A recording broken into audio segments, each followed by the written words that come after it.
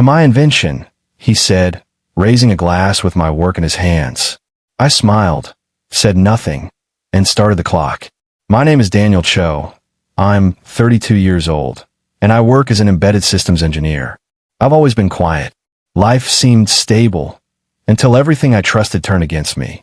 That was the day silence became my sharpest weapon. The venue was a warehouse dressed as a promise.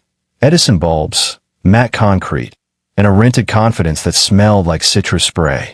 Our prototype sat on an acrylic pedestal under a cool cone of light, the status LED breathing slow as if asleep. I checked the firmware on my laptop one last time, the cursor blinking beside a line of comments with my initials, time-stamped at 3:14 a.m. My brother adjusted his cufflinks in a reflection on the projector screen. Our mother brushed invisible lint from his lapel and whispered that father would be proud. I nodded and closed the lid.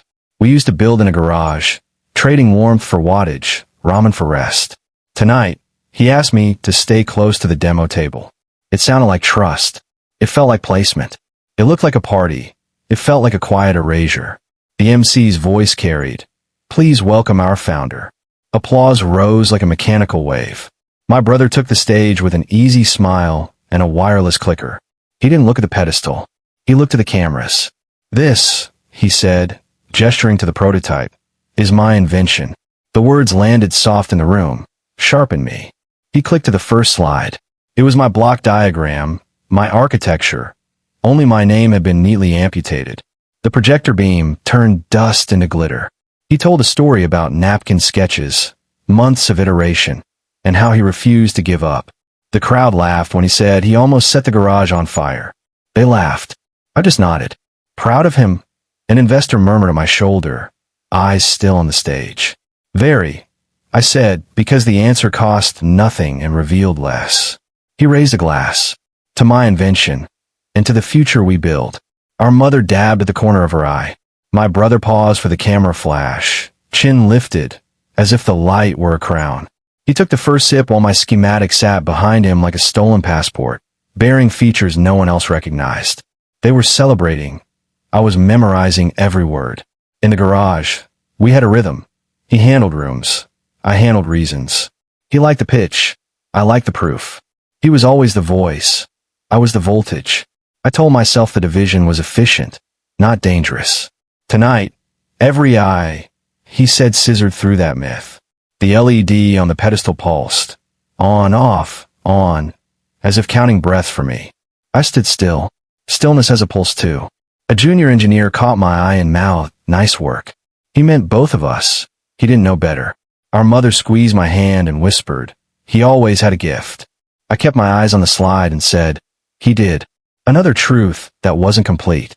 I watched the shape of his claims, the careful way he avoided crediting anyone, the way the story bent around him like light through glass. This wasn't an accident. Slides are edited. Phrases are rehearsed. My name hadn't fallen off. It had been removed. The room never noticed, because rooms don't look for what's missing. That was my job. The applause came again, warm and aimless. Heat rose from the crowd and fogged the bottom of the projector lens. Something inside me cooled. That day, something broke inside me. Not loudly. It snapped like a thin wire in a dark chassis. Silent, decisive, final.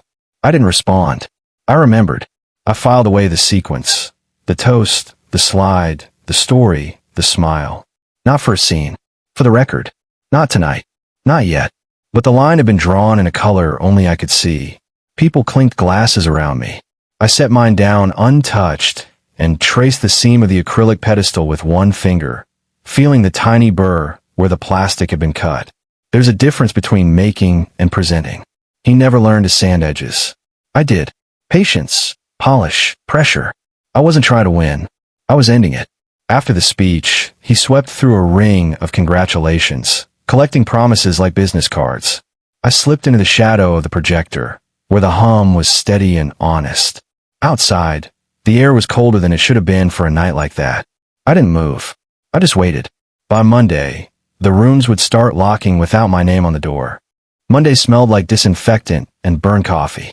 The lobby light buzzed above a potted ficus that had learned to live without sun. My badge went green, the turnstile clicked, and I walked into a floor plan arranged like a chess problem. Desk squared, screens asleep, the hum of the air system keeping secrets. At my station, the monitor woke to a login screen that knew me. The code repository did not. Permission denied, it said like a shrug. I tried again. Same answer, colder. Slack greeted me with archive channels and a gray lock where our private build threads used to be. A new slide deck sat in the shared folder. Q4 pitch, clean. The architecture was mine. The footer where my name had lived was empty space. I stared at the cursor blinking in a sea of white and felt the building breathe around me. Asterisk I thought was a glitch. It wasn't. Asterisk. Maya from product arrived with a cardboard coffee tray and a mouth already moving. Stand-ups in Huddle C, she said, then winced. Actually, small group today. She passed me a napkin and lowered her voice. Ryan wants to keep optics tight this week. You know how investors are. She laughed, a soft, apologetic sound meant to cushion the edge. They laughed. I just nodded. In the glass wall of Huddle C, I could see my reflection and the team beyond it, mouths translating ambition into verbs. Ryan's hand drew arcs in the air. He used my metaphors like he'd grown them. When I tried the handle, he lifted a finger. 1 minute. Then pivoted his body to block the sight line. I went back to my desk and opened the clean deck. The team slide had been redesigned. Fewer faces. One title. A quote that used to be mine now sat under his name. At lunch, the supplier call happened without me. After lunch, an email arrived. We've simplified permissions during diligence. Ping if you need anything. No signature, just an auto-generated footer. I pinged. No answer. The building got busier as the day wore on. The printer clacked. Someone reheated fish. A laugh ricocheted down the aisle, found me, and faded like it lost interest. Asterisk they closed doors. I counted hinges. Asterisk. Isolation has a curriculum. First you stop getting questions, then you stop getting copies, then you stop getting invited. The silence is gradual, then total. In the garage, invisibility had been a choice.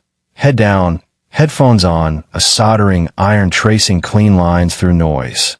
This was different. This was erasure with good manners. I opened my local repo and checked the commit history. Timestamps. Hashes. Comments with my initials beside the lines that made the board forgive cheap parts. I exported logs, zip directories, emailed files to myself with subject lines that looked boring. I photographed notebook pages under the desk lamp, the paper's shadow falling across the margin where dates lived. I wasn't hoarding. I was preserving. In the afternoon, HR asked if I could float to the lab for a few days while leadership sinks. A polite exile. I said sure. The lab smelled like isopropyl and dust. I ran a diagnostic no one had requested and watched the LED breathe on the prototype. On, off, on, like a metronome for patience. My phone vibrated with a text from my mother. How's your brother's big week? I typed busy. He's doing well. She sent a heart and a prayer hands emoji. Digital warmth across a cold wire. I called her later. She told me to be patient. That family was weather. He always shared with you as kids, she said. He will again. I listened to her voice and chose not to add weight to her hope. When evening thinned the office to a few ghosts, I walked past Huddle C. The whiteboard still held the day's pen marks. Arrows through squares. A timeline that ran over my name like a tire track through chalk. I wiped the board clean with my sleeve. The ink came off in blue-gray smears. I watched my own hand make the room honest. On Wednesday, an envelope slid into my mailbox, thick as a new wallet. Law firm letterhead. Please refrain from misrepresenting ownership of proprietary technology. I read it twice. The signature curved like a smirk. Ryan included me on a calendar invite for Friday. Press prep. Optional for me. Mandatory for him. Headlines move faster than corrections. I turned off my monitor and let the reflection of the city at night replace it. I didn't respond. I remembered. The next step would arrive on its own schedule. All I had to do was keep the doors unlocked in my mind and the records neat on my desk. Friday arrived with the kind of light that makes glass look expensive. The lobby had been dressed overnight, step and repeat banners, a velvet rope, a table of name cards that turned people into roles. Someone handed me a lanyard that said staff and a smile that said stand over there. The prototype was repositioned under a cooler spotlight, the LED breathing like a metronome set to someone else's tempo. PR rehearsed lines in the corner. Ryan stood center stage, jacket unbuttoned, confidence fitted. He didn't rehearse. He posed. I opened the press kit on a loaner tablet. Photos, a fact sheet, a schematic exported from my CAD file with the watermark thoughtfully removed. My annotations had been scrubbed, but one stray file name lingered in a corner. PNG. The D and the C weren't decoration. They were me. Asterisk, I thought they needed my hands. They needed my silence. Asterisk. Cameras lifted as he started. When I couldn't find a solution on the market, he said, I built one. The crowd warmed. He told them about courage, grit, a childhood fascination with taking apart radios. He said, so often the pronouns sounded like a brand. They laughed when he joked about almost electrocuting himself. They laughed. I just nodded. A reporter asked, any co-inventors? Ryan's smile didn't move. Inspiration has many sources. Execution belongs to the person who shows up. He gestured to the prototype. It obeyed by shining. The AV team played a B-roll clip of the board running a stress test. The terminal window in the corner scrolled logs. For a second, 1 second, the camera caught my username in the prompt before the editor cropped. Names have a way of bleeding through even when you paint over them. Afterward, the room split into interviews and trays of canapes pretending to be food. PR intercepted me. Could you handle the demo for the stragglers? She asked, already moving past me. A junior reporter wandered over, glanced at my badge, and said, cool tech. How long did you work on it? I said, long enough. It felt like telling the truth with a missing verb. Across the room, Ryan shook hands with someone whose watch cost a small car. A flash went off. For a moment, he and the prototype and the step and repeat fused into a single image. Man, machine, message. The caption would write itself. Asterisk, they were cementing a story. I was taking notes. Asterisk. By afternoon, the first article was live. I read it on my phone in the stairwell where the air systems hummed like a distant sea. The headline had his name and the word genius close enough to be friendly. The body quoted him on novel power management and proprietary algorithms. The photo showed the board behind him, my trace layout unmistakable to anyone who had ever held the file. The article embedded a press image, the schematic with my watermark gone, and the corner file name clipped so tightly the pixels blurred. The caption read, the founder's breakthrough architecture. My phone vibrated again, a second piece, then a third. The echo chamber started tuning itself. HR called me into a room with a frosted door. Housekeeping, they said, smiling. A short agreement slid across the table. Clean, narrow, well-drafted. It reaffirmed assignment of IP, reminded me not to claim authorship, and included a modest recognition bonus if I signed by end of day. This is standard during diligence, they said, as if standards were soothing. It protects everyone. I read every line. My reflection floated over the paper, faint and accurate. I'll review it, I said. The smile tightened. Of course. We just want to align. The door made a soft seal when I left, like a jar closing around fruit. I found a patent application later by searching the docket the way one checks weather before a long drive. There was, his name is inventor, the assignee our company, claims that trace the spine of my work. Phrases I recognized not because they were general, but because I had once used them to explain the idea to him. He had rubbed off my fingerprints and left the shape of my hand. I stared at the publication date and felt time rearrange itself. Past conversations slotted into new meanings, small choices accruing interest I hadn't noticed. Outside the window, evening pooled in the parking lot. Inside, the LED on the prototype kept breathing. On off on. The rhythm of a machine that doesn't care who names it. My mother called to say she'd seen an article shared by a friend from church. You should be proud of your brother, she said, and I told her I was. Both sentences were true. Pride can sit beside grief without either one catching fire.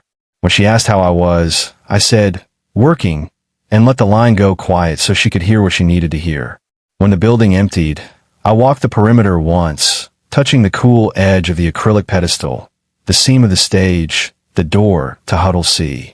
I erased a stray marker line from the whiteboard with my thumb until only a faint shadow remained. Outside, the night had a clean bite to it. I waited under the awning until the last car left. Then I went home and pulled the first storage bin from under the bed. Notebooks, dated, receipts for parts, an old email printout with a professor's notes. I stacked everything on the desk and let the weight make a neat, patient tower. I didn't move. I just listened to the room settle. Tomorrow would not be loud. It would be precise. Night flattened the apartment into two pools of light. The desk lamp over my notebooks and the blue square of the scanner bed. I opened the first spiral, dated and smudged, and laid the page down.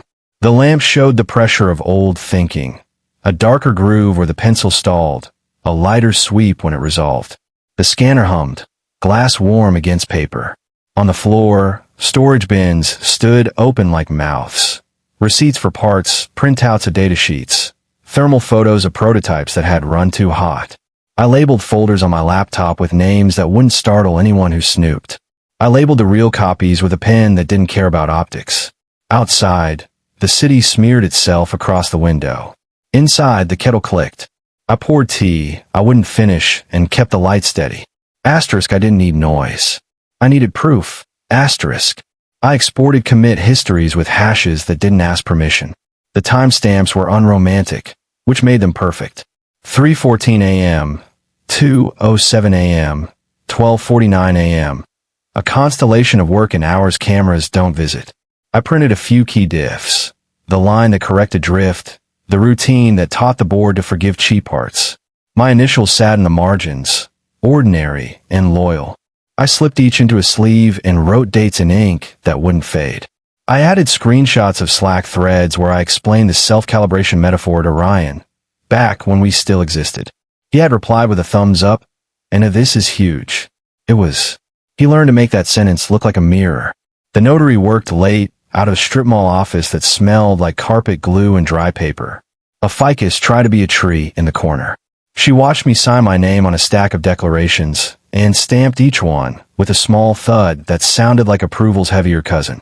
"Busy night?" she asked. "Just organizing," I said. The clock ticked hard enough to be a metronome for patience. On the way home, I bought a label binder, the kind teachers trust. I slid the pages in. The spine clicked shut like a seatbelt before a long drive. Asterisk, they were writing headlines. I was writing the record. Asterisk. I called the professor who had seen the earliest prototype on a rain-soaked Tuesday in her lab. "Do you remember?" I asked. "I remember the smell of toasted flux," she said, then laughed softly. "And your pride when the jitter settled." She agreed to write a statement and asked for dates. I had them ready. I sent photos. Her old oscilloscope, the timestamp in the corner, my hand in the frame because I hadn't learned to stand back yet. She wrote, "I observed Mr. Cho demonstrate the described method in my presence on date." It read like calm weather. Elena from compliance owed me a favor I had never asked to collect. "Archives," I said. "Old email threads, draft claims." There was a pause, professional and brief. "If something is discoverable, it should be preserved," she said.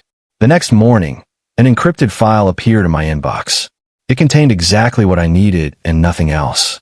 I thanked her with a note that said little on the surface and everything underneath. I photographed the garage wallpaper roll where we used to jot ideas in marker, our shoes scuffing the bottom edge until it looked like surf. In one frame, Ryan's handwriting drew dreams. In another, mine described paths.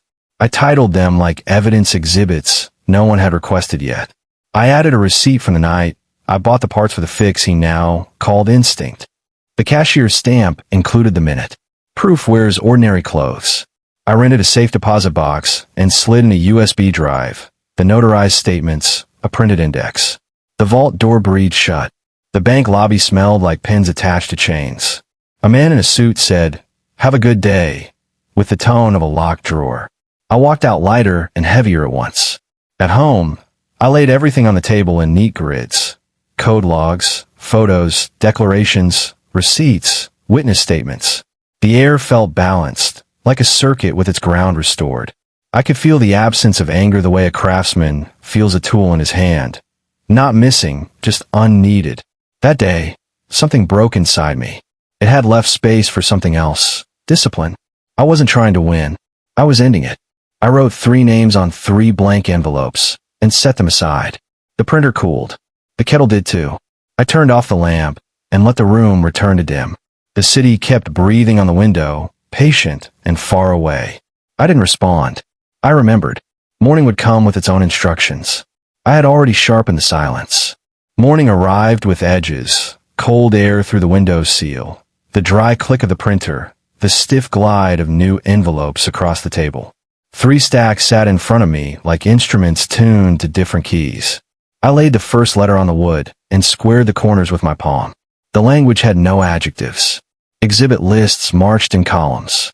Each claim linked to a date, each date to a witness, each witness to a file that did not care who smiled for cameras. I pressed a thumb along the crease until the paper behaved. The tea beside me went untouched. When everything finally aligned, the room felt level, like a picture straightened on a wall only I'd noticed was crooked. Asterisk, not a threat. A mirror. Asterisk. The first package was addressed to the lead investor's diligence counsel. The cover letter was short. Enclosed, materials relevant to chain of title, inventive contribution, and prior development. Inside, the notarized notebooks, commit logs with hashes that read like honest fingerprints, the professor's statement on letterhead that looked like calm weather, photos of prototypes with timestamps tucked in the corner, dates that made the marketing timeline wobble. I highlighted 3 risk clauses in their own model stock purchase agreement and referenced the rep and warranty for IP ownership they would insist on. No adjectives there either. Just lines that led to questions and questions that led to pause. I slipped in a USB drive labeled index and a printed index labeled USB. Redundancy makes silence louder. The second was addressed to the patent examiner's attention. A pre-issuance submission under the rule number I could now recite without trying. Each prior art reference was mine, but older than the filing. Each was authenticated, dated, cross-referenced. The form was fussy about margins, so I measured them. I wrote a concise statement. These documents bear on the novelty of the claims. That was the truth. I did not editorialize. I let the evidence work the way gravity works, quietly, constantly, indifferent to posture. The third went to the supplier, the one whose parts we needed more than they needed our purchase order. I quoted the indemnity provision from their master supply agreement and asked a narrow question. Can you confirm that the upstream license for embedded control software has been granted by the rights holder? I enclosed a copy of my old email in which I declined to assign my personal code outside of a company-level agreement. I wasn't accusing. I was clarifying. Clarification is a tool if you sharpen it. Asterisk, they moved on. I stayed silent. And then I struck asterisk. At the courier, the clerk weighed each box and slid them down a metal chute that made a polite thud. The labels printed with barcodes like tiny rib cages. Signature required, he asked. Yes, I said. He offered insurance. I declined. The contents were already insured by time and truth. Outside, a bus sighed, a siren yawned, the sky decided between gray and blue. I walked home with the receipt light in my pocket and felt heavier in a good way, the kind of weight you get from anchoring something so the tide can't move it. Back at the desk, I sent exact digital twins. The counsel received a secure link, password in a separate thread. The examiner's portal accepted my files one exhibit at a time, a progress bar inching forward like patience visualized. The supplier's legal inbox auto-replied with a reference number and the word review. I watched the confirmations arrive and tucked them into a folder named facts. Facts are not weapons until someone insists on fiction. Then they develop an edge. My phone lit with a message from Ryan. Big week. Appreciate you keeping the lab humming. A thumbs up emoji followed, casual and efficient. I stared at the screen until it dimmed itself into a black mirror. He thought I was standing watch. I was just not for him. I typed nothing.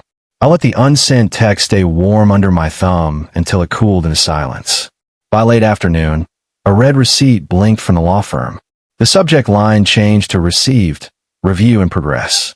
The patent portal returned a submission number and an expected date for consideration. The supplier's auto-reply was followed by a human. We are pausing shipments pending clarification. I sat back and listened to the apartment settle, the building's bones creaking in places you only notice at night. That day, something broke inside me. It left behind a clear surface where plans could sit without sliding. I wasn't trying to win. I was ending it. I sealed the empty envelopes and stacked them neatly in the bin, the way a scene gets struck after a play. The calendar reminder for demo day blinked at the corner of my laptop, bright as a little lighthouse.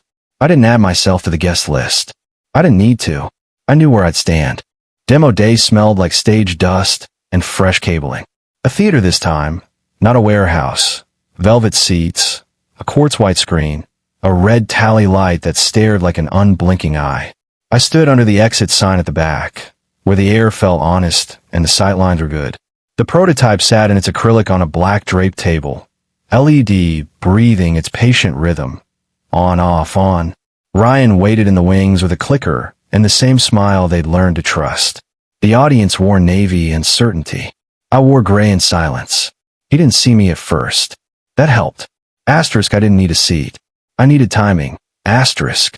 The MC warmed the room and gave him his cue. Our founder. Applause rose on schedule. Ryan stepped into the cone of light, voice smooth and symmetrical. I built what I needed and couldn't find. The first slide bloomed. Architecture. Milestones. The same story with cleaner fonts. Phones lifted, captured, posted. He moved through specs the way a dancer uses marks on the stage. We're closing around, he said, as if the future had already signed. Then a hand rose from the second row and didn't lower. A man in a dark suit, no lanyard, a yellow legal pad balanced on one knee. Quick question, he said. David Lynn, counsel to the lead. Ryan smiled. Of course. Lynn's voice stayed even. Can you confirm that all inventors have properly assigned their rights, and that there is no outstanding claim or third-party submission affecting the patentability of your core method?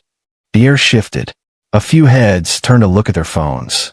PR inhaled near the aisle. Ryan's smile held. Our IP is clean, he said. Lynn nodded once, as if noting an answer on a test. Because our diligence team received materials last night suggesting prior development not listed in your filing, and a pre-issuance submission has been logged with the examiner. Also, your primary supplier indicates a pause pending clarification of license scope. A whisper moved across the rows like fabric. Ryan's eyes flicked to the back of the room, found me and caught. He looked confident, until I walked in. Asterisk, they were listening for promises. I had brought facts. Asterisk. Ryan steadied the microphone. We welcome questions. We're addressing minor paperwork, nothing material. He advanced a slide. The clicker hesitated before the image changed, a half-second hiccup that showed up as a nervous swallow. The LED on the prototype kept breathing like it had an independent heart.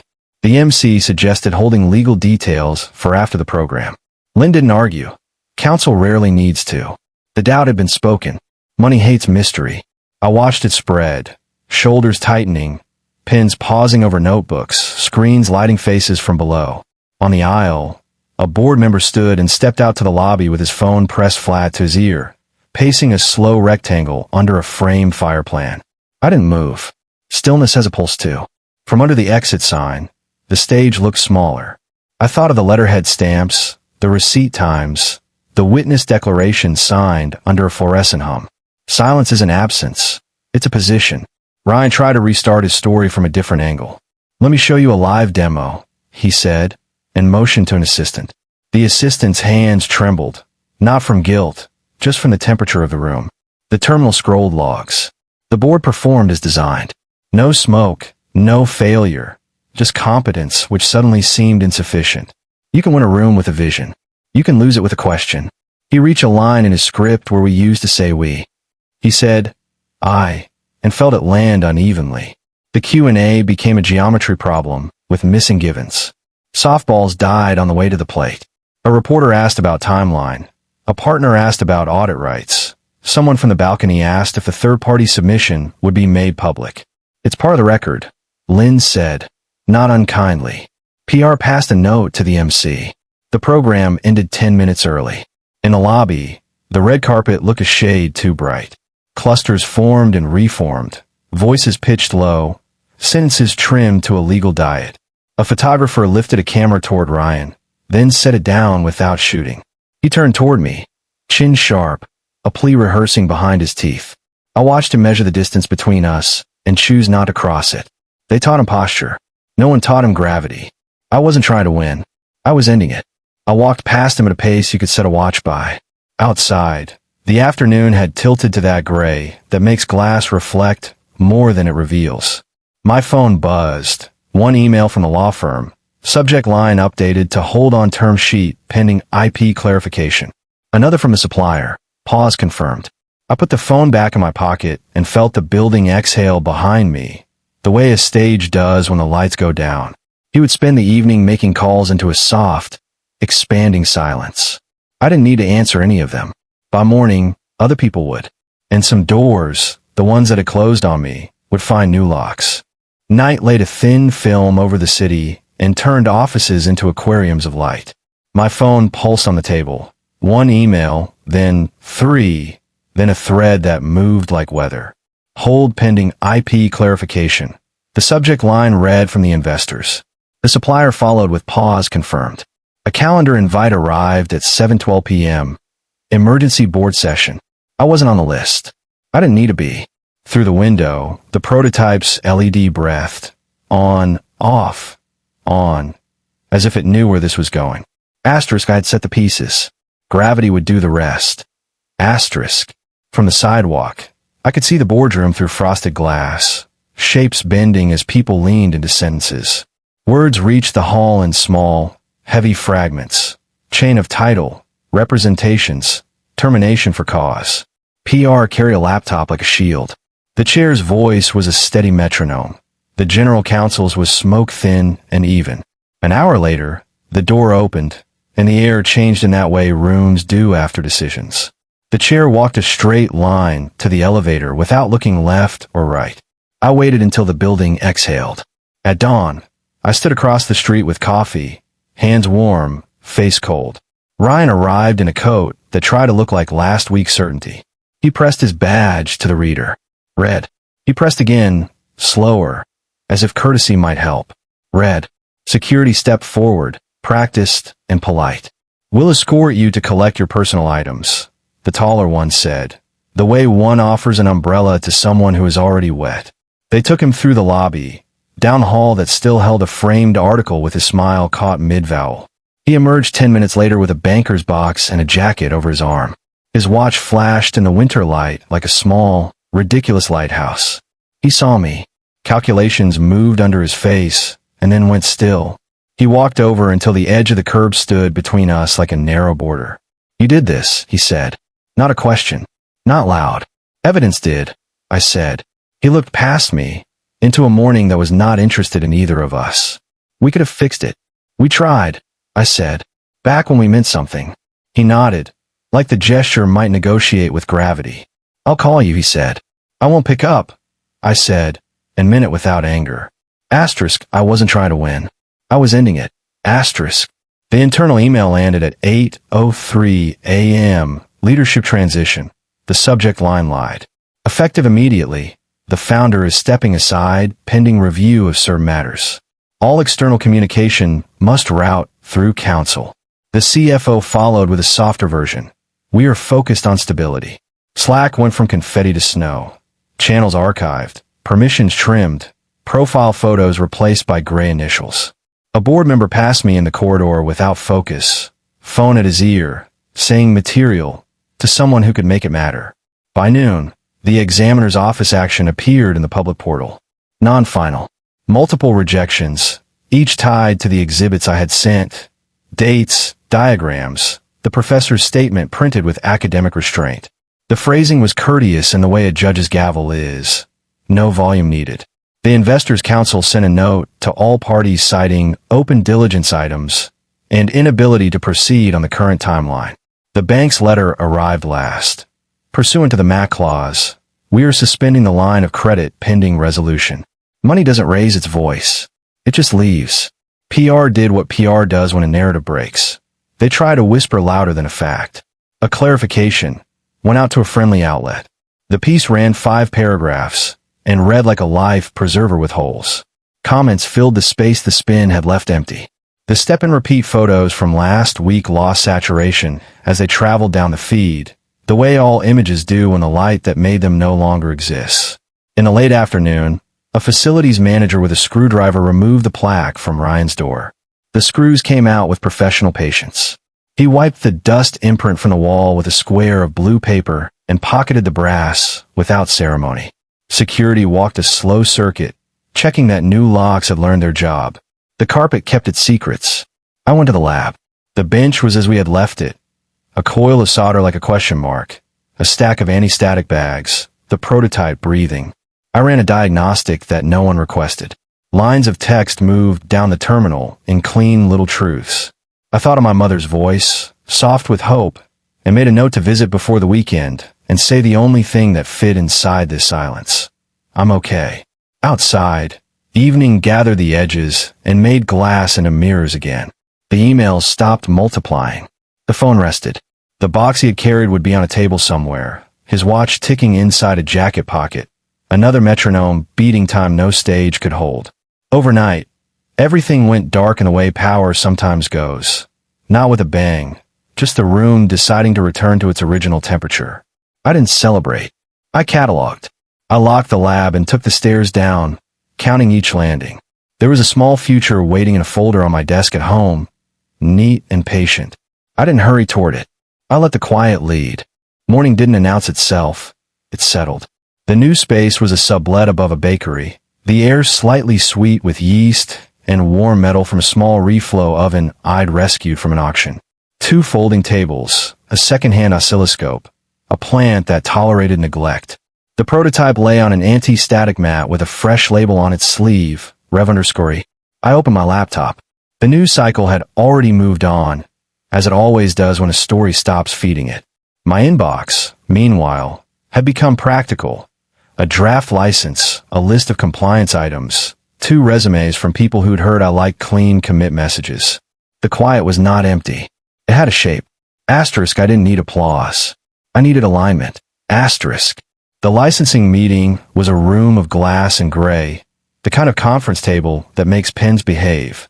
Across from me sat a general counsel whose glasses matched his understatement, and a head of engineering who, when she shook my hand, looked first at the prototype and then at me.